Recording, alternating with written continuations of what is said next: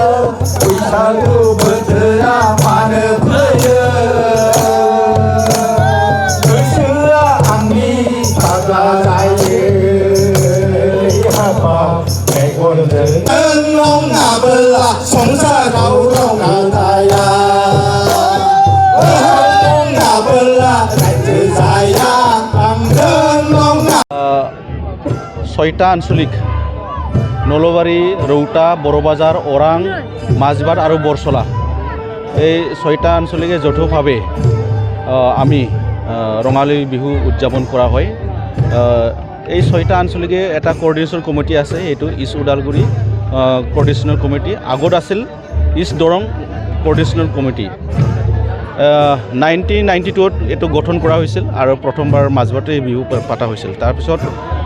কিছু সময়ৰ অসুবিধাৰ কাৰণে এইটো অলপ দীৰ্ঘদিন হয় আৰু পিছলৈ এইটো বিহু পাতা আৰম্ভ হৈছে এবাৰ 16তম আমি বিহু পাতিছোঁ আজি এই বড়বাজাৰ আঞ্চলিক কমিটিৰ অফিচ কাষতে যি ফিল্ড আছে তাতে আমি বিহু উদযাপন কৰিছোঁ আৰু এই বিহুত এটা ছয়টা আঞ্চলিকৰ যে বড়োৰ কি কালচাৰ যে কম্পিটিশ্যন এইটো কৰা হয় খাম দামনাय বাদায়নাय सिफुं सुनाय बादायनाय बैसागु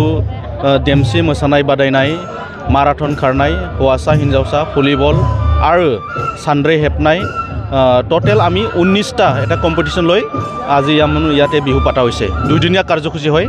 আমি এবছৰ 20 আৰু 21 বহাগৰ 6 আৰু 7 এই দুইদিনৰ আমি ইয়াতে বিহু পাতিছোঁ আৰু আজিৰ বিহু পাতাটো আমি চাবলৈ গ'লে মাত্ৰ ষ্টেজ প্ৰগ্ৰাম কালচাৰ প্ৰগ্ৰাম ইমান নহয় ষ্টেজ প্ৰগ্ৰামটো আমি দেখিবলৈ পাওঁ সেইটো লক্ষ্য ৰাখি আমি এটা ছয়টা আঞ্চলিকৰে আমাৰ যি নাচনি আছে তেখেতসকলক আমি ইয়াতে কম্পিটিশ্যন কৰিব কাৰণে এটা সুযোগ কৰি দিছোঁ আৰু আমি এইটো কিমান পাৰে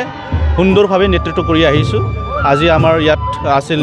নিখিল বড়োৰ ছাত্ৰ সন্থাৰ সভাপতি দীপেন বড়ো ছাৰ তেখেতে আমাৰ মুকলি বিহুখন উদ্বোধন কৰি দিছে এতিয়াও আমাৰ এই কাৰ্যসূচী দুদিনীয়া কাৰ্যসূচীত আমি ধুনীয়াকৈ চলাই আনিছোঁ আজি পৰম্পৰাগতভাৱে যি আমাৰ ৰংজালী বৈশাগু ৰঙালী বিহু নিখিল বড়ো ছাত্ৰ সন্থাৰ 6টাকে আঞ্চলিক কমিটিয়ে ইষ্ট ওদালগুৰি ৰংজালী বৈশাগু উদযাপন কমিটিৰ যোগেদি প্ৰত্যেক বছৰে আন আন ঠাইত এই ৰঙালী বিহু উদযাপন কৰি আহিছে আৰু আজি বড়োবাজাৰ এই আঞ্চলিক অফিচৰ প্ৰাংগণত দুদিনীয়া কাৰ্যসূচীৰে যি এটা আয়োজন কৰা হৈছিল এতিয়া মুকলি বিহু বা গেওলাং বিহু প্ৰতিযোগিতা আৰম্ভ হ'ব আৰু এইটো আমি উদ্বোধন কৰিলোঁ বড়ো জাতি যি সময়ৰ পৰা অসমত বসবাস কৰিছে আৰু যুগ যুগ বছৰ ধৰি আমাৰ পূৰ্ব যিখিনি প্ৰজন্মই দীঘলীয়া কালৰ পৰা আমাৰ ৰীতি নীতি আমাৰ যিবিলাক পৰম্পৰা আমাৰ কলা সংস্কৃতিক লৈ পেলাই এই অসম এই পবিত্ৰ ভূমিত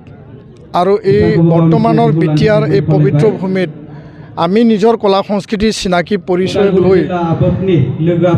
আগুৱাই নিয়াৰ কাৰণে সকলো দিশত কাম কৰিছোঁ আৰু ৰংজালী বৈশাগু যিহেতু প্ৰাকৃতিক এই পৰিৱৰ্তন আৰু আমাৰ যি সমাজৰ লগত জাতিটোৰ লগত সম্পৰ্ক থকা এটা জাতীয় উৎসৱ সেই উৎসৱ উপলক্ষে সকলোৰে মনত এটা নতুন আশা নতুন এটা মানে দিশ আৰু ভাতৃত্ববোধ সমন্বয় আৰু আমাৰ মাজত মৰম স্নেহ বৃদ্ধিৰ যোগেদি সকলোৱে এইটো উদযাপন কৰিছে আৰু ইয়াত এটা নিদৰ্শন আমি দেখুৱাইছোঁ যে যিসকল আমাৰ সমাজৰ জাতিটোৰ জ্যেষ্ঠসকল আছে তেওঁলোকক আমি সম্বৰ্ধনা জনাইছোঁ সেৱা আগবঢ়াইছোঁ শ্ৰদ্ধা আমি তেওঁলোকক দিছোঁ আৰু তেওঁলোকৰ সমাজৰ প্ৰতি যিখিনি তেওঁলোকে কৰি থৈ গ'ল এইটো আমি শ্ৰদ্ধা দি পেলাই তেওঁলোকক সন্মান কৰিছোঁ। তো আশা কৰিছোঁ যে এই ৰংজালী বৈশাগুৰ যোগেদি ভূপেন ব্ৰহ্মই যি এটা সপোন দেখিছিল বিশ্ব দৰবাৰৰ বড়ো জাতিক প্ৰতিষ্ঠা কৰিব লাগে আৰু জাতিটো আগুৱাই নিয়াৰ ক্ষেত্ৰত কলা সংস্কৃতি আমাৰ খাম জোতা চিফুং আমাৰ গামোচা আৰণাই দখনা এইটো জিআই টেগ পোৱাৰ পিছত বিশ্ব দৰবাৰত লৈ যোৱাৰ আমাৰ যি সংকল্প সেই সংকল্প নিৰৱচ্ছিন্নভাৱে আমি কাম কৰি যাম আৰু এই বিহুৰ বতৰত